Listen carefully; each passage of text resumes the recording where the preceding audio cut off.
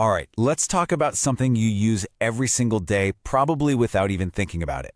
I'm talking about pointing words. Now, their fancy name is demonstrative pronouns, but don't worry about that. They are so simple, and you're about to become a pro at using them. Let's dive in. So, have you ever really thought about it?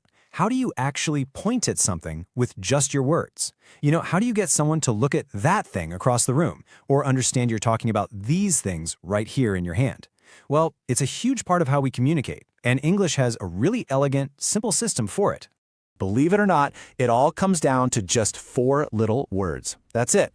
You can think of them like invisible pointing fingers that get everybody to look exactly where you want them to, and they all work based on 2 super simple rules. So, what's the big secret? It's as simple as asking yourself 2 questions. First, how many things are we talking about? Is it one or more than one? And second, how far away is it? Is it near me or far away? That's the whole game, number and distance. Let's see how that works. And here it is. This is the entire cheat sheet in one spot. Our 4 words, this, that, these, and those, are all organized by those 2 simple ideas we just talked about. Number, meaning is it singular or plural, and distance, is it near or far. Let's take a closer look at each one. Okay, so let's properly meet our 4 pointing words, one by one. We're going to see exactly how that simple framework of number and distance applies to every single one of them. First on the list, this. The easiest way to think about this is for anything that's kind of within arm's reach. Something you could probably just reach out and tap. The rule here is so easy. This always points to one single thing that is near you. So the 2 key words to lock in your brain are singular and near. Just one thing, right here.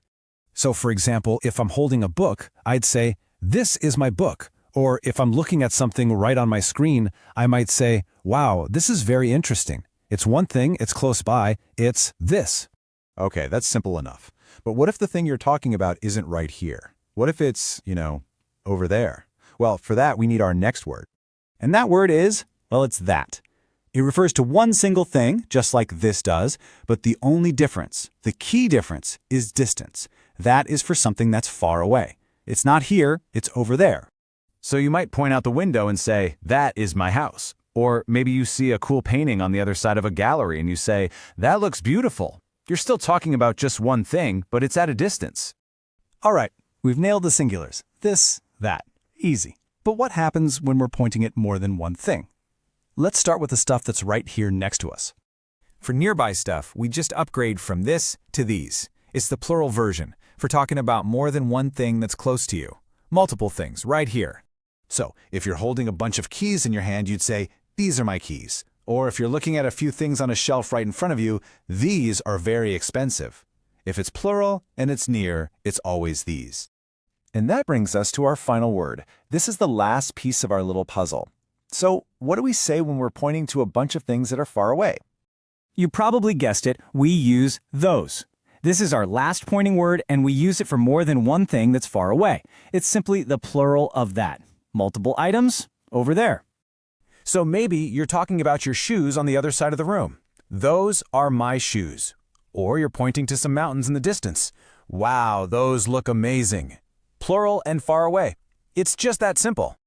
Now, before we wrap this up, I want to quickly clear up one little thing that sometimes trips people up. See, sometimes these words act as pronouns, but sometimes they act as adjectives. It's a tiny difference, but it's a good one to know. So here's the deal. When the word stands alone and replaces the noun, it's a pronoun, like in, this is my car. But when it comes right before the noun to describe it, it's acting like an adjective. For example, this car is mine. See that difference? The test is easy.